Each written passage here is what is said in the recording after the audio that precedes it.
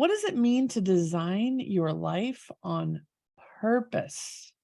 That's the question we're leaning into today. And I know many leaders and many folks that are on teams of said leaders think about this. I know I did, but did I really do the designing? And was it really on purpose, or was it more what the thoughts that I thought people needed from me, or what life should be, or how could it be? And I think my burnout happened because I was not designing my life on purpose. And now I have shifted all that. But I want to just have you lean into the question, what does it mean to design your life on purpose? Because today we have the go-to expert in that field, Cheri Honeycutt. Welcome to Ctrl Alt Delete with Lisa Duerre. Hello, Lisa. I'm so glad to be here. Yeah. So, hey, first of all, thanks for being here. And second, Delighted. thanks for, naming your company my question. Super simple. Design your life on purpose, right? That's an easy intro. Isn't it? Isn't it? Yeah. So Cheri and I work together at RLD Group. Cheri also has her own business. And I asked her on today because what I'm noticing in the world now that I'm putting it in air quotes, a few years into COVID, and looking at everyone's belief systems around must return to work or must stay remote, this digging your feet in the ground. I mean, Malcolm Gladwell has recently said, hey, get your ass back to work. If not, you're in your pajamas and not getting shit done, which I'm like, yo, Malcolm, I want to talk to you. Okay? Seriously. Designing your life on purpose doesn't mean get your ass back in the office. No. There are a time and a place. Right. That's not today. And you're not Malcolm. No. But I do think you can give Malcolm some tips here, my friend Cheri Honeycutt. I'd be happy to. Pull up a chair, Malcolm. What's your first response to you have to get back in the office? If not, I'm putting it in quotes, you're a lazy ass. Well, he lost me at you have to. That's just sort of like you start, it's kind of like you should. And so we should on ourselves. You've heard that phrase, well, I should, or you have to, we must. Anytime we say that, we got to stop and go, whatever's about to happen, whatever's coming at the bottom end of that sentence is up for debate. Because nothing is a shoulda and a have to.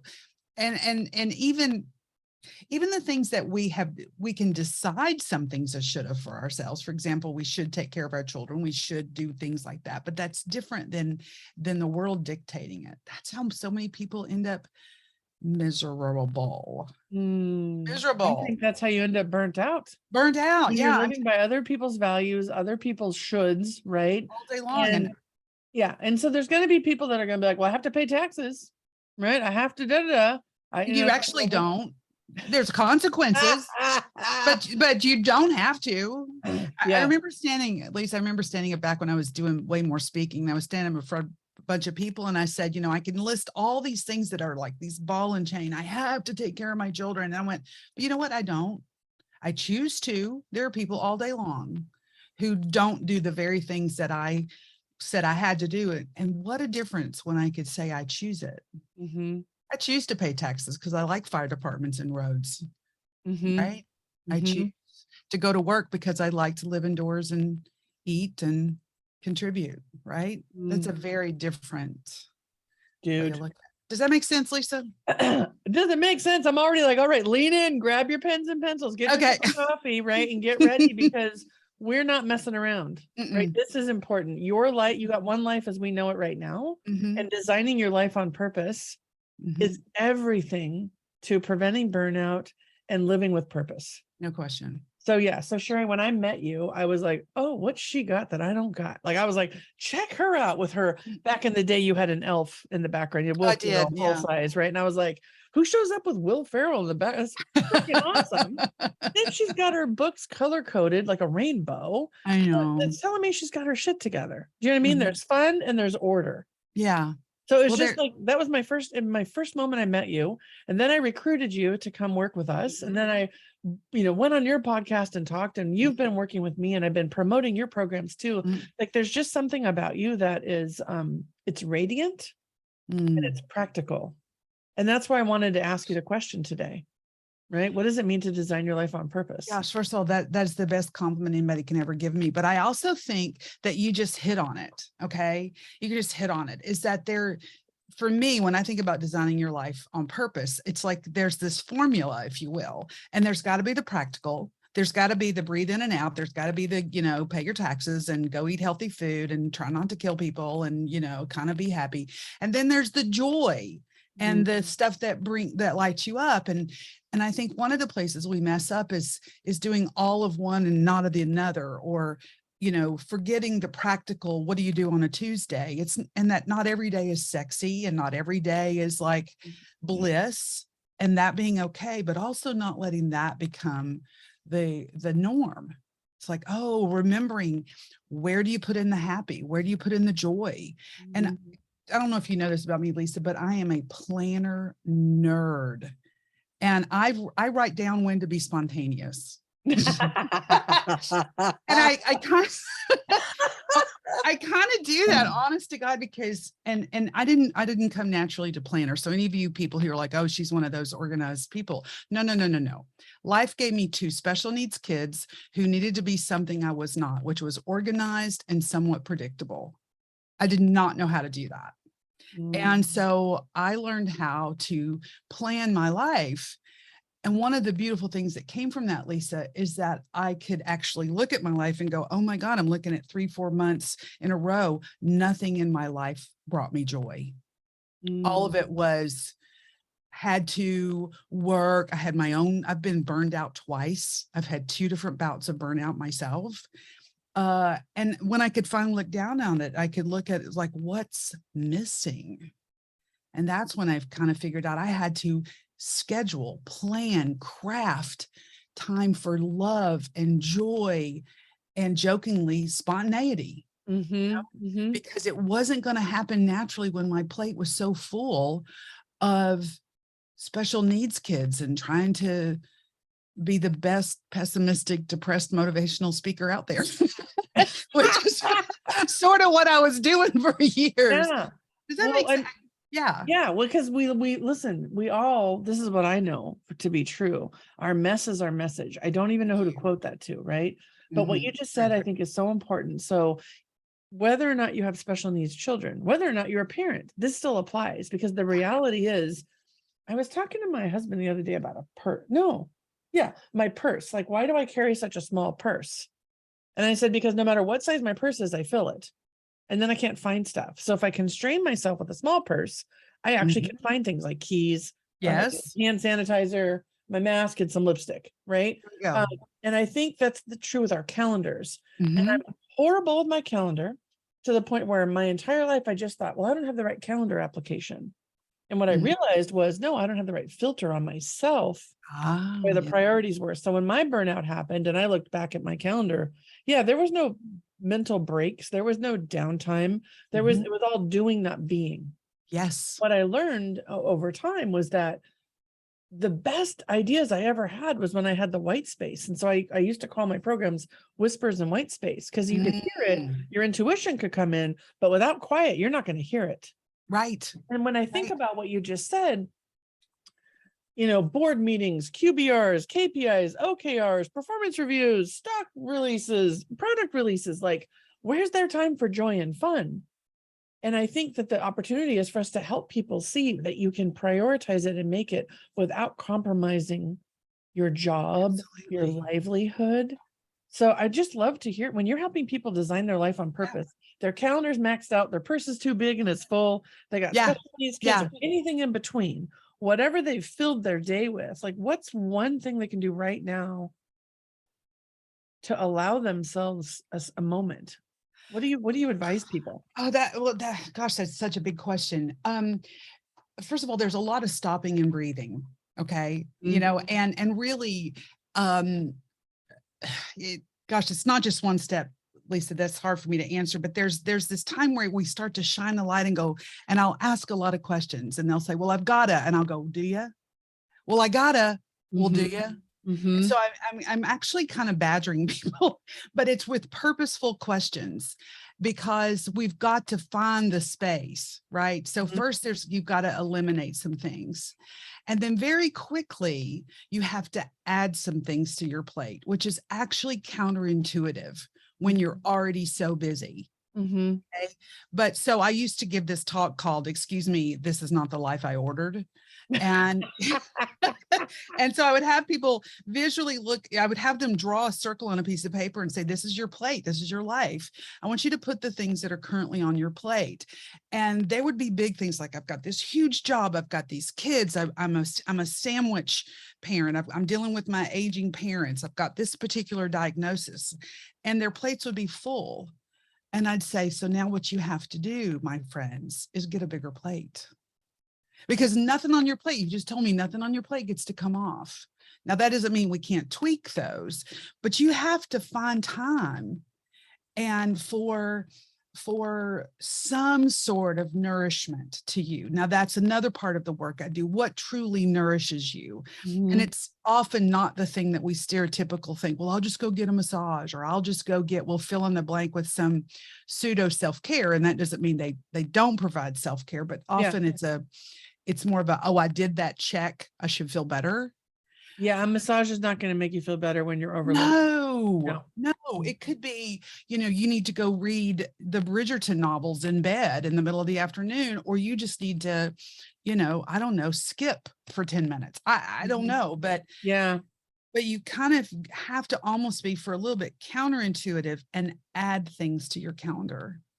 And I know we can do that. If you, and I used to say this when people say, well, I have to go to work. I'm like, well, if you woke up and you were vomiting all over your house, you would call in sick, and they would survive without you today. Because you wouldn't dare go in and spew vomit all over you could stay home. Yeah. And so do you get where I go with that? Is that I just really question the shouldas, oughtas. Yeah, I think what you're highlighting for me, it just took me back to a compelling moment I'll share. But what I'm hearing you say is, for anybody, wherever you are, it's really making an inventory of what you believe you have to do, and then questioning yourself as if you're coaching yourself, like, do I really? And is it right now? And is it that important? Yes. And then to be able to look at this plate you're talking about and like, what's missing? So my example, I'll see if I can land this for us in my own world. I was very dedicated to my job, never missed a meeting. I was always worried that if I wasn't there, I'd miss some important information, which really systemically was more of a corporate issue than my own. Because if you had meeting minutes and you share them, I can easily read. However, so there was this very important, air quotes, offsite with I was the HR director at the time with the executive team. And at the same time, I had been doing my own personal inventory and realized I really wanted to volunteer my time and help. There's an organization that I was a part of. It was just forming at the time, called Girls for a Change. And this was a social movement. So we would be mentors to these young girls, 5th grade on up, and help them change the world, but not do it, just coach, guide, and hold space. And I was like, hell to the I want to do that. Same day as that offsite. And I had a coach at the time, and I sat down with her and I'm like, I don't know what to do. She's like, what's more important to you? I'm like, well, my job. She's like, really? Because you've been there 10 years already. Life does happen. And that whole thing, you're about to go change the world with a group of girls, and you're not going to be there for that. I mean, I toiled over this, Cheri, for like 3 days. And then I finally thought, well, if I had a doctor's appointment, or if I was sick that day, to your point, the offsite would still happen. And so I just said, I'm busy. I have an appointment. I didn't even like own what I was really doing. I was like, I have an appointment. Yes. I went to this thing. And you know what? I am still in touch with those girls to this day. They are married with children now. Yeah. And I would have missed that. I don't even remember what happened at that offsite. Right. Now, I'm not here to say offsites aren't important. I'm not encouraging everybody to just bail out. But once in a while, when push comes to shove and there's this critical thing that's only a one time, or I could have even said, hey, I can only be there half a day. Can we move part up? Or, hey, can I get the meeting, or can I call in, or whatever? But at that moment in time, I had this I had a deep knowing I needed to be at this event where they were launching this inaugural thing. And yet in my head, I was like, how can I possibly miss this meeting? Right. Now, at the same time, I'll land one other for you and we'll see where this goes. I got engaged at a Phil Collins concert. Everyone knows I'm a huge Phil Collins fan. For the people listening now, I didn't know that. Phil Collins is. That's cool. But okay, so I always had tickets. So I had tickets to a Phil Collins concert. And then there was a meeting at work. That was an overnight stay. So I sold my Phil Collins tickets. Now, you know what? I've never seen him again because life happened and he had to choose. And I missed out on something that is a critical, like, soundtrack to my life. Yeah. And to this day, I'm still pissed. I didn't go to that concert and I went to that meeting. Now, I'm not saying that this is for every meeting every day and you just bail out of work, but for critical things, like something that is that sentimental to me, or this change movement to help young women turn into leaders. I think I should have gone to the concert, and I'm really glad I went to the leadership. Yeah. So what shows up when I tell you those stories? Oh my, well, first of all, I'm married to a drummer who loves Phil Collins. So I kind of just want you to know that just pings a little, I got me some love on for some Phil myself. So I get it. But, you know, I was just sitting here thinking that at 50,000 feet, to any leaders who manage people, don't you want your people to be fed and nourished? And so when we come to the table, I mean, I just want to imagine your spirit when you were coming back to work, having interacted with those fifth grade young women, knowing you were a part of something bigger. And I don't know about you, but I go and I get fed at a concert, or I go have a phenomenal weekend. I show back up to my life, and the sparks are hidden.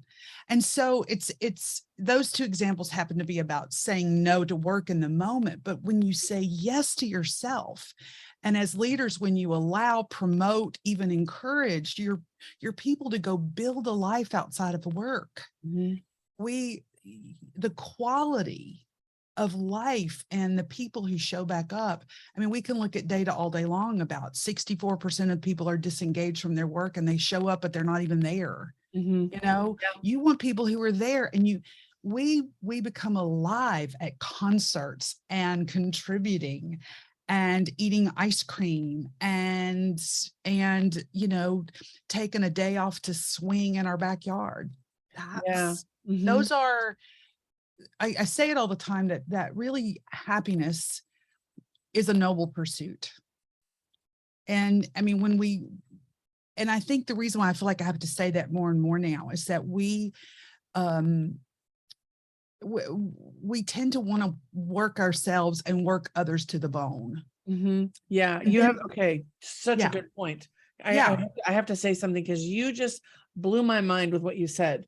So for the leader who's hearing the story of me not going to the thing or going to something and regretting later, you're talking about having employees engaged and alive. Yes. Here's what I realized when you were saying that. I didn't have the relationship with my leader at the time where I could say, hey, I have to make this trade-off. You know, can I get your support? What might this look like? Is there someone else on my team that I could send to the offsite for visibility? Yeah. Opportunity, right? Instead, I kind of hunkered down, and I had an appointment, right? Yeah.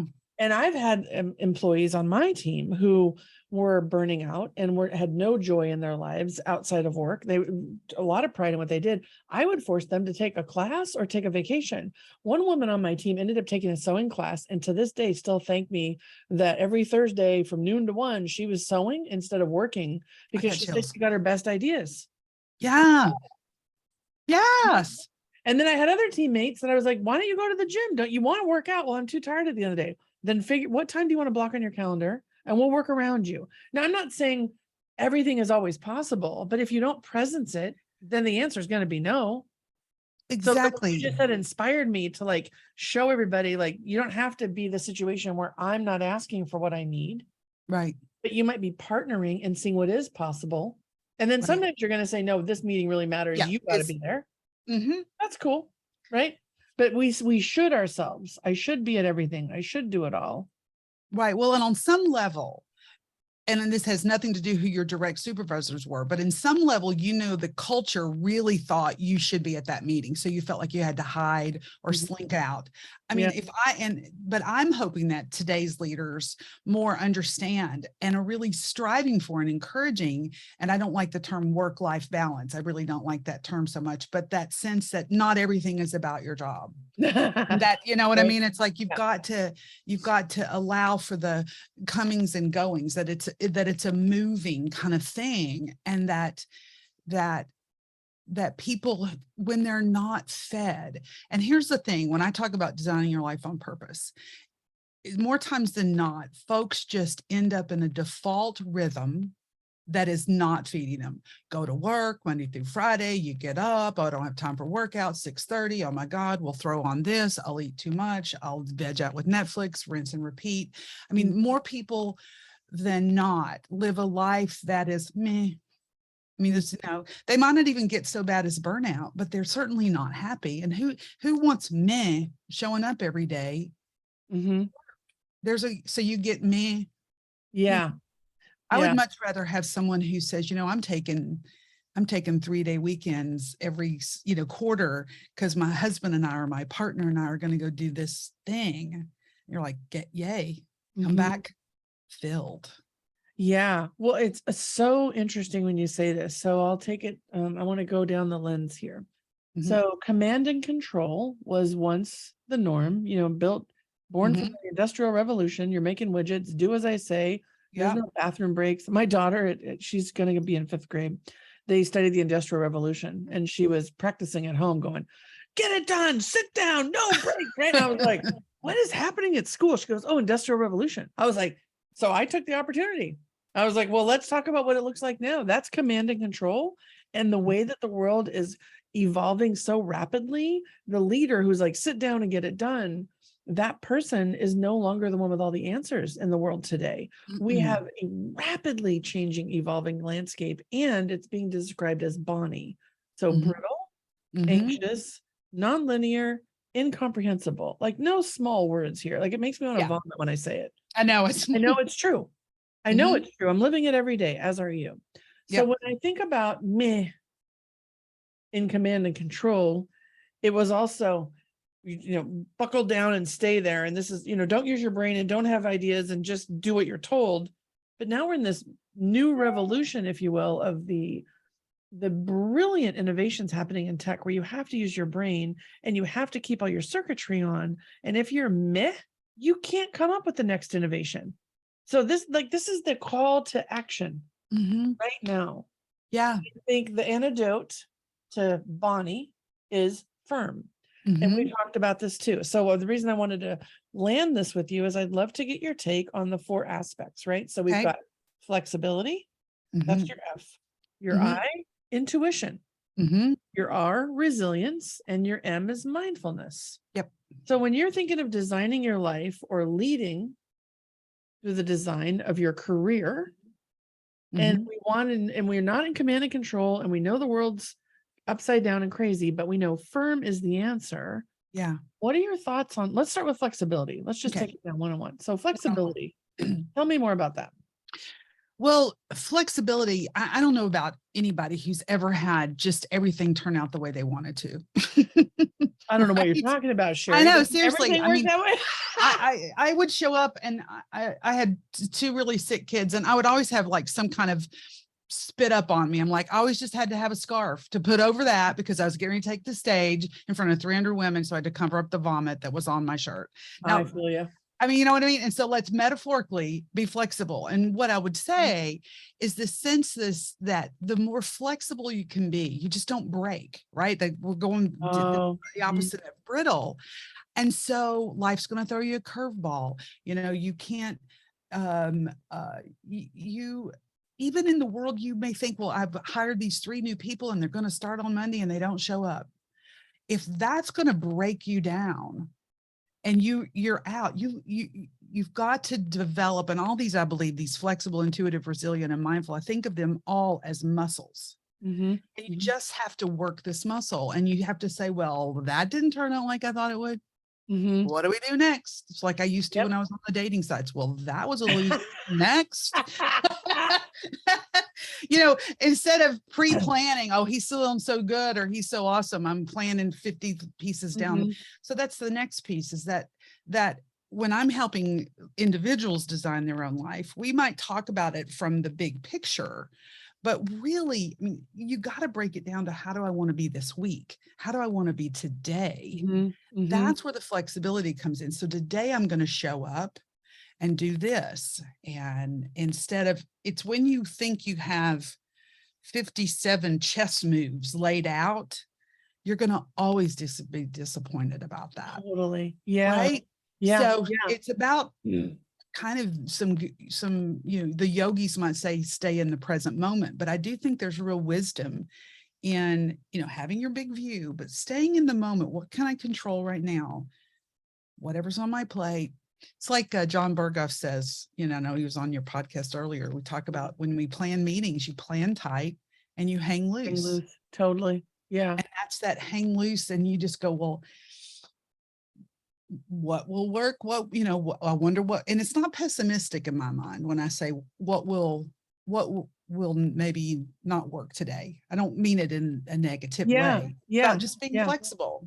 Yeah. I really appreciate what you're saying, because one of the things I think about as leaders being flexible, it might be you show up to the meeting and you tell your teammates just really stressed out. So you don't start with what's wrong. You start with what's right. Yes. Right. It could be you think you have the answer to the solution and someone brings you a new data point. So instead of just barreling down and going your way, well, what ideas do you have? How might we? Right. And so when we're looking at this from a flexibility standpoint, I think that it is a muscle to build. And I believe in my heart of hearts that it can allow for so much more peace. Oh, so much more peace when you can just be in the flow and flexible with what's up. It's not exactly flexibility, but it brings about flexibility for me. And it's the art of being curious. Yeah. Yep. Totally. And because you can't have any other emotion if you're truly curious. So whenever life throws me a curve, and I've gotten better at this, I even have a ring now that's printed on my finger, be curious. That's how much I need to be mindful of this, is I just go, well, that didn't go as I wanted. I wonder what's up with this. Or, and you go into questions. I wonder what I can do differently. I wonder how this is an opportunity. I love it. Yeah. And it's not a spiritual bypass. We're not saying like, don't act like everything sucks. It's just like, okay, what can we do? What is possible right now with this situation? Like, these are the questions, right? Exactly. Yeah. And I love that you said it's not a spiritual, it's not saying, oh, I guess this is meant to be, and it's all great. It could be total shit. Yeah. It's bullshit, right? Yeah. Yeah. Like, no. But you just go, I'm going to lean in. Here's a real hashtag real talk with Lisa. Yeah. Hell no, right? Hails to the no. Yeah. Yeah. Okay. Well, let's go to intuition, because in my mind that flows from flexibility. Oh, totally. And I was about to say the same thing. In fact, intuition is one of those things that I think is the more keenly you can tap into your ability to be intuitive, and we all have it, the more you're able to design your life on purpose. It makes you from the external to the internal.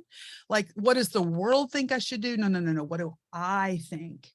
And so that intuition, when I'm coaching folks, and I try not to be sassy pants about it, but they'll say, I don't know what I'm going. And I'll go, I believe you do. Let's find it. You know what I mean? And so you can often feel like, well, I need external world to tell me what to do. But that intuition is, again, a muscle, and it rarely steers us wrong.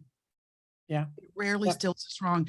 You know this, right? You meet somebody or somebody, and I'm sure everybody listening to this has had a time where they knew something was off and they didn't speak to it, or they let it go on and it festered and got worse. You're like, oh, looking back, we really should have done it differently. I think the sign of my own personal growth is when I do that a little less often, and things have to be a little less drastic before I figured it out. You know what I mean? That's like, so interesting. Yeah. Because I think it goes back. It's like an infinity loop with flexibility. So if you have this feeling, like, it's almost like in your gut. Intuition for me is in my gut, or goosebumps. Yeah. Goosebumps is like good. Gut is like, pay attention. Good. That's for me. And I've worked on it my whole life. But when I think about it, if we remain flexible and our intuition brings something up, then we're not so tied to having to push through. Yeah. Right. To push through. And one of the things when I think about, it's so interesting. So cyber, right? Cybersecurity. So many leaders that listen on our podcast are cybersecurity leaders, and they know their spidey senses up when hackers are up to bullshit and going on. And then what happens is like, well, it's Thanksgiving night. This is what happens a lot with bad actors. It's Thanksgiving night. So we're going to go poke all these things now because people want to be with their family. So you're sitting at your family like, well, I'm trying to be flexible, but I know this thing's going on. I should be checking. And in my mind, I'm like, what if Thanksgiving is a different day? What if you don't tie yourself to Thanksgiving? Because the world says Thanksgiving is here, hackers show up here. But what if in your world you were to just invite Thanksgiving on a different day so you can be fully present? Right. And I'm like, these are some of the design hacks Beautiful. about life. Yeah. So this is where my head goes, because your intuition is, you're sitting at dinner eating your turkey, if you will, right? And you're going, oh, they're at it, but I'm going to stay here. My family wants me here. Why not? And really, you're neither place. You're neither. Exactly. Yes. You're neither place. And so, yeah. And so that flexibility, and I would have never thought of that kind of example. I love that you brought up that example for your listeners, that sometimes there's the blinding flash of the obvious, but we keep doing it the way we've always been doing it. And I mean, for me, I'll give you a different example. I would sit down with my parenting group, my girlfriends, and I would be complaining about my son would always take my shaving cream and spray out all the shaving cream out the window. And I would come back the next week and I'm like, he did it again. And he did it again. And they finally said, why do you keep putting a can of shaving cream in the shower? And, it's like, oh, because that's where I thought I was supposed to keep it. Right. Yeah, exactly. And instead of going, oh, this is not the circumstance in which I have. And so again, not flexible, really, and a silly example from shaving cream, but you get it. I love your example. It's great. Right. Yeah, we do. I don't have to do it this way. Yeah. And using your intuition. And I even want to say just then, sometimes having, and this is sort of a plug for coaches and consultants, no shame if we can't see some of these things ourselves. Oh, a million percent. Yes. We can't see the obvious sometimes. For that person who's always does Thanksgiving here and they need to hear to really explore a way to do something different. We rarely come to these on our own. We have to have somewhere to bounce this ideas off of and be creative and be flexible and listen to what our intuition says. So absolutely, I really appreciate you saying that, because what we don't want a listener to do is walk away feeling like, well, shit, I never thought of that. What the hell now? Right. We want not to be, I missed it. No, we missed the obvious all the time. When I burnt out, I was not flexible, intuitive, resilient, or mindful. I can tell you that much. This is a muscle I had to build, and I had to question everything with lots of support, from mental health to nutrition, to coaching, right? Spiritual support. I did it all. Yeah. So yeah, I'm not, yes. Let's just land. Hey, listener, you're good. And here's some things to reflect on. Yeah. Right. We just want to, if we're having coffee with us right now, we'd be sitting chatting about, hey, what's that mean to you? Yeah. So let's go to resilience, because I think resilience has been this buzzword for so long. And I think it's shame-filled. And for so many people, like, well, I should be more resilient. I should be more resilient. Cheri. Like, what? I know. I'm with you. I love the word, but it's been used to death. Do you know what I mean? And it's taken on a life of its own. So I cringe just a little because it has been shaming. But for me, resilience is just that you kind of get back up again. And I don't think we have to bounce back up. I don't think we have to pretend we didn't fall. I don't think we have to do it even gracefully. It's just like, okay, here I did, I'm willing to come back to the table. For me, resilient, I like the word tenacious just a little bit, that. So for me, I go, where's my tenacious muscle versus am I being resilient? I feel less shamed. And I say, okay, where's that little stubborn part of me that says I'm not going to give up yet? Yeah, that makes a lot of sense. Yeah. Just because the word resilient, but I love, we do have to be able to get back up, because there's so much now, it sounds so, that takes us down. There's just so much that takes us down. And I don't know if I'm just seeing it more or if things are harder now than they used to be. I couldn't answer that question for sure, but it sure feels like the world is pretty hard sometimes. Yeah. Yeah. And it can take us out. And I think that takes me back a little bit to what I was talking about at the beginning. If the only things on your plate are all those really hard things that are asking you every day to show up and take care of things, and there's nothing that's easier or gentle or nourishing, you can't be resilient. Got no. Yeah. This is everything right now, because you're basically saying, if your cup isn't full or your tank is empty, resilience is not an option. It's like people burn out and their battery shuts down. It's not you pop back up and go to work the next day. You go to medical leave, right? Yeah. So then people are like, well, I'm broken. I'm not resilient. It's like, no, your tank is empty. Yeah. You are not broken. Your tank is empty. So your point is so critical in the resilience lens, which is in order to fill and build your resilience muscle, it cannot be one-way output. There has to be nourishing and input. For some people, like a lot of people in tech, they're hidden musicians, guitar players, piano players, bass players. Grab your damn guitar. I had one client, he's like, I haven't touched it in 2 years. I said, okay, here's your homework. Nothing else.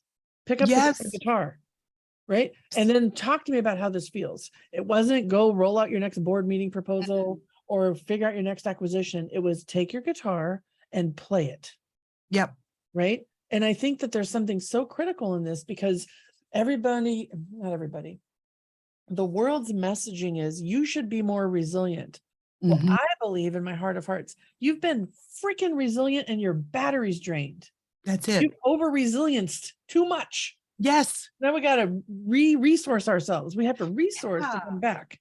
And I just said, it's just like, I don't mean to oversimplify it, but it is kind of simple. There's just nothing left to give. It's math if you want to. It's just like, I'm not a math person, but it's like, I always envision the picture and the picture is empty. I don't care how many times I tip it. Ain't nothing coming out if there's nothing in it. And it's just math. It's just the way it is. It is math. I totally agree. Yeah. I totally agree. Yeah. And the way we tap into it, I had two things that popped in my mind. Years and years and years ago, I had a client who was the former CFO for a very, very large company. You would all know the name of the company. And this person was a client trying to figure out what their next was going to be. And had been very big corporate, very, trying to, and burned out kind of, And my assignment was go to the craft store. What? I said, go to the craft store, pick a craft. I don't care what the craft is. I don't care. And this person came in with little tiny molded, they had made fruits and vegetables out of clay, little teeny tiny things. But what got opened up was this creativity, much like music, that began to crack open this little place where something else could go in. Yeah. When my husband goes downstairs and plays his drums for 10 or 15 minutes, he comes up the steps a different man. And I bet everybody listening to this on some level could say, I know this one thing feeds me. When I color in a coloring book, if I listen to Janis Joplin and sing in the car, if I make homemade bread and give it to my neighbors, everybody, that would be my challenge, actually, if you're listening. Whatever pinged you just then, that's a call to do something because it fills your picture. And it's not simple. It's really not, y'all, if you're listening. It's not like, oh, I'll do that. No, this is critical. Don't you think, Lisa? I think it's life-giving and it's your life force. And I would say one of the things that I remembered when I had to figure this out for myself. So sometimes for me, it's mindfulness coloring. My daughter likes to draw, so she'll draw the picture and I'll color it in. So I've made it a family thing for us. We do vision boards. I have them up on the wall. But one of the questions my coach asked me early on was, when you were little, what did you like to do? And the thing that really showed up for me that rocked my world was ride my bike. And so I kept thinking, well, I'm mindfully coloring and making vision boards and I'm so crafty. I've never been a crafty person, but when I'm on my bike, I am free. I am focused. I'm looking for traffic, nothing. I'm not on my phone. Nobody's talking to me, so it's like shower time. That's essential. But if I can get on my bike, oh my gosh, Cheri. And I thought one day I might ride 100-mile, what are those? I forget what those are called. Because this is what in my mind, I'm like, I'll be a bicyclist. Yeah, no, I'm not the one riding the 100 miles. Right. The neighborhood, I'm good. Get, go find the popsicle dude and get the popsicle on the way home. Life's good. And I think it's just the freedom. Yeah.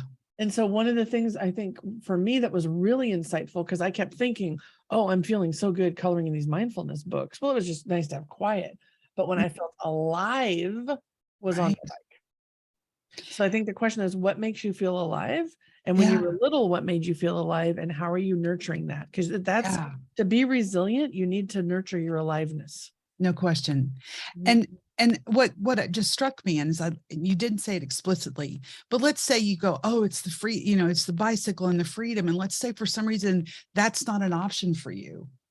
You can, the answer to the question is still beautiful. It was like, well, what was it about the bicycle that was freedom? I was away from everybody else. It was the wind in my face. It was the, and so then I would, as a coach, say, okay, if that's not an option for you, or how do we modify it? Again, like you said, I want to go do 100 miles. No. You don't have to just go rent one for the day. It may be enough to get you going. You don't have to.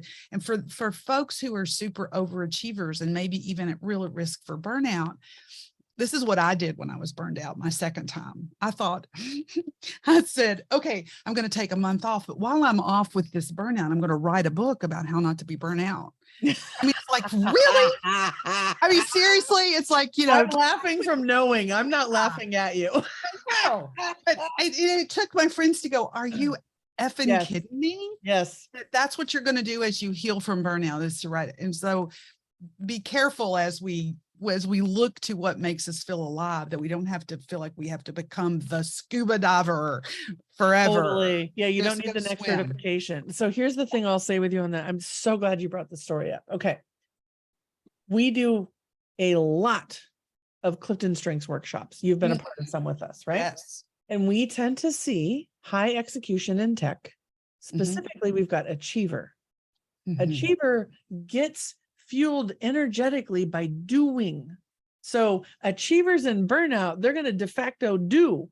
Yeah. Right? Achievers in burnout, the de facto is to be. It's like, take your achiever strength and just put it on the bench because it's done you well. And then find another strength to lean into while you're recovering from burnout, right? So I just want to presence that, because there's going to be a lot of people going, well, why didn't you write a book on your break? That's a sabbatical. No, burnout, a sabbatical does not cure burnout. No. If you have high achiever or high execution, you're going to go do more. It's just more doing.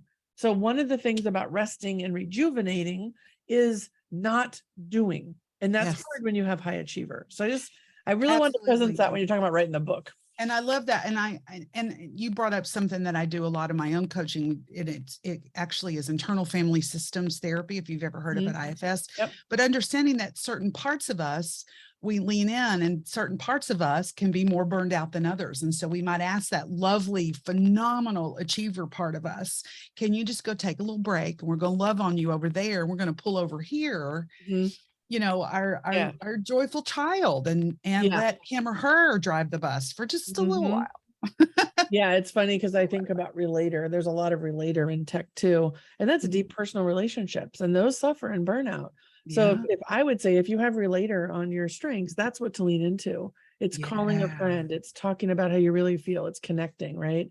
Cool. So it's, all that dopamine fix needs to go bye-bye, and we need some serotonin. There we go. That's well put. Yeah. Okay. So let's go to mindfulness. Okay. Because I think you and I both have the same thought. We were talking about, it's not just a bubble bath or a massage. Like mindfulness, I believe designing your life on purpose is a mindful exercise. No question. So talk to me about mindfulness. So for me, mindfulness, there's two definitions of the word. Mindful sometimes brings me into this thoughtful about being meditative and really, calming your mind and being mindful.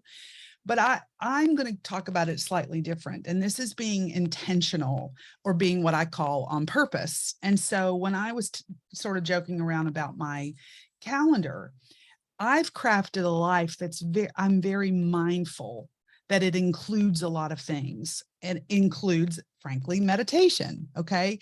So I'm mindful when I look at my month, when I look at my week, when I help leaders look at a quarter or a year, that you pick out, how do you want to feel at the end of this year? What do you want to have accomplished?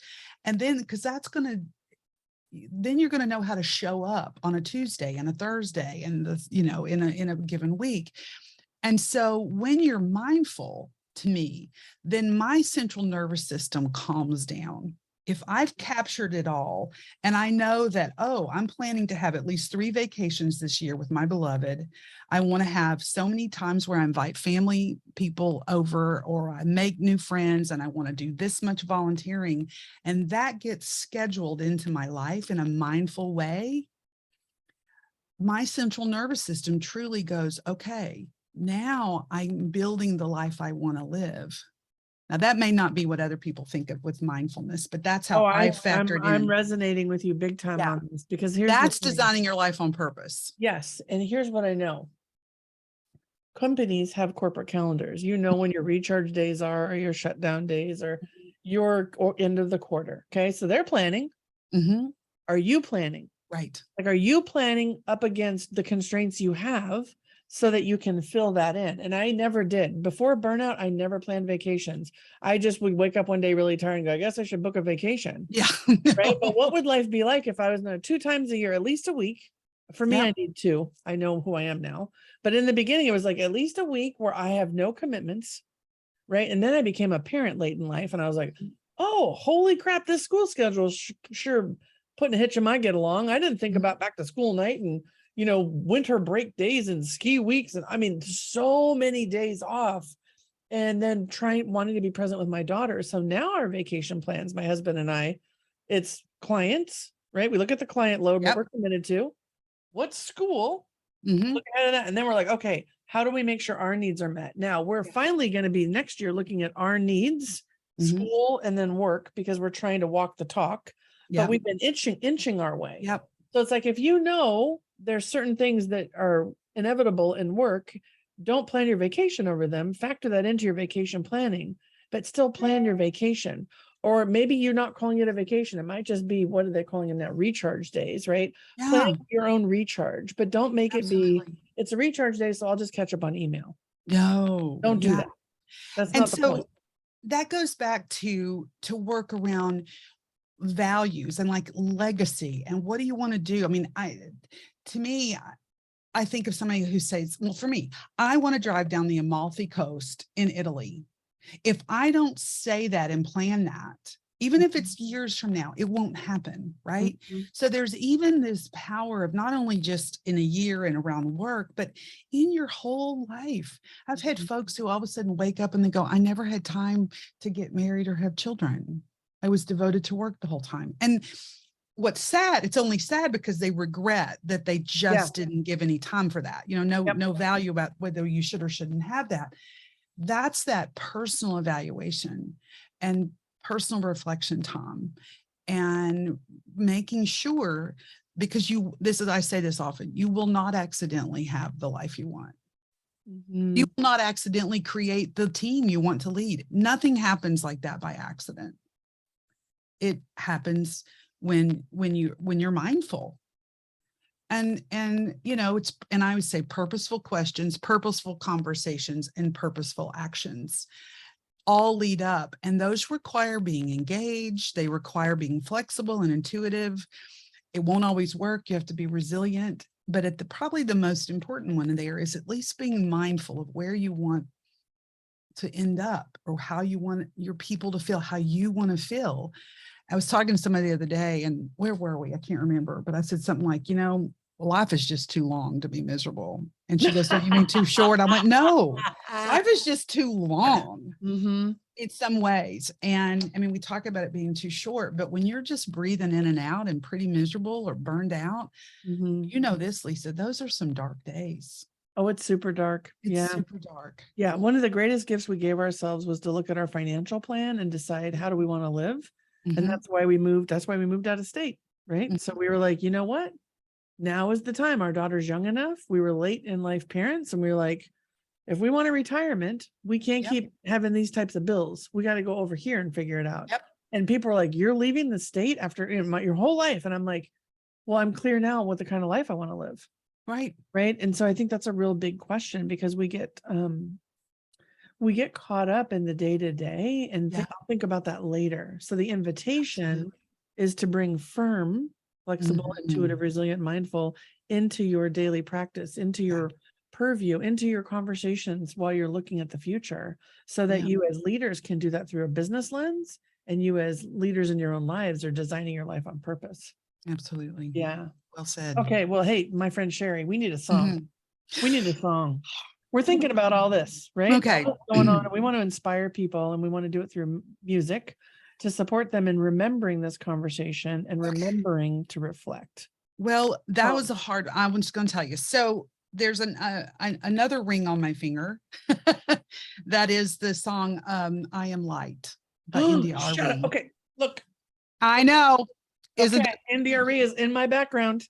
she's, I have a tattoo that I got 18 years ago, back when I thought I had to have one. It's from an India Arie song as well. But that song anchors for me that flame in all of us. I call it the pilot light that sometimes that we all have. Mm-hmm. And whether we choose to ignite it, I don't think it ever really goes out, but it does get ignored. And I love this. yeah, so that song instantly brings me into myself. And I think that part of that, less about what the world needs from me and more about in here. That work? I had no idea you were going to say that. And people do not want to hear me sing, but I am going to say, I am light, I am light. There you go. That's all I got. You go listen to India. She does it much better than I do. I love pretty this awesome. song. I actually am so grateful for you presencing that song. Okay. So when people think about working with you, there's going to be plenty of people inspired about designing their life on purpose. Okay. We know, well, let me just present. So Cheri is part of the collective at RLD Group, and we work with leaders all day. So if she inspires you, let me know. And if you have your own inspiration, you're not looking through the corporate lens, and as an individual, you're like, I need some Cheri. How do you want them to find you? I'm at CheriHoneycutt.com, and I spell it CheriHoneycutt.com. And I proudly call myself a life coach. And because is there anything more important than getting our life in alignment with what we want? You know, so I love doing my work with you, Lisa. I love going in and working with corporate leaders. But I love helping folks kind of look at their whole life, including how they show up for work, and crafting a life that you really want to live. And so that's where you find me, CheriHoneycutt.com. Just email me. That's the way I like it. Let's just talk. Right? Yeah. Let's get on the calendar. That's what I did. I Facebooked you. I was like, hey, we need to talk. Let's talk. Yeah. The thing I know for sure is if you go into your phone and you say Cheri Honeycutt, Siri's going to pop up and ask you a bunch of questions. So just make sure, right? That's the funny part. Siri may be talking back at you and you'll think, is someone listening? Well, of course they are. And you want to type it so you can talk to her. Yes. All right. So we've said a lot. Let me see if I might summarize. Designing your life on purpose doesn't happen by accident. Right.